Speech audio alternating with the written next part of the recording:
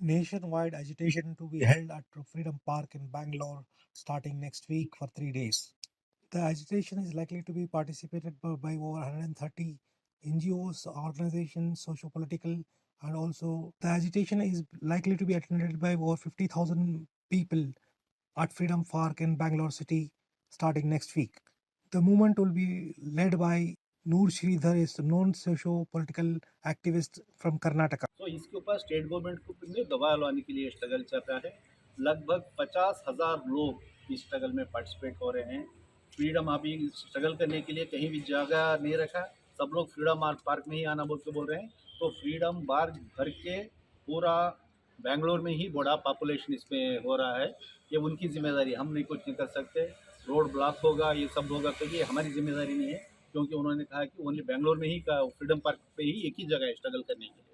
अब हम पूरा आबादी मिलेगा ही, तो 3 दिन के लिए इतनी बड़ी आबादी बैठने वाली है।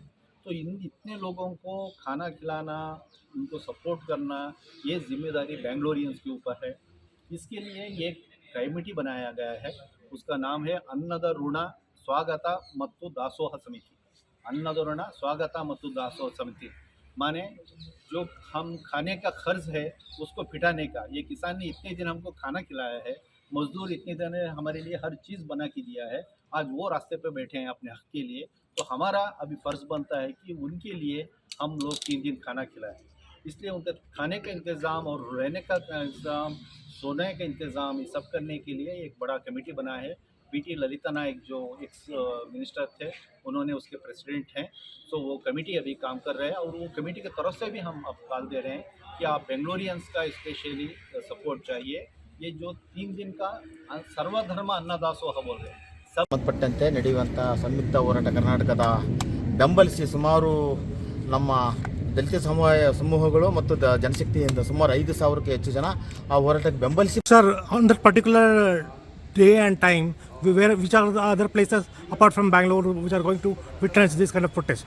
In Karnataka, it's the only place, because it is a call given by the national level to hold a protest in all capital cities of all the states. So struggles will be there nationwide in all the capital cities. Especially this call is to hold a struggle before the Raj Bhavan. But here, since in front of Raj Bhavan it is not allowed, we are holding a struggle in Freedom Park. So people from all the districts coming to Bangalore that day.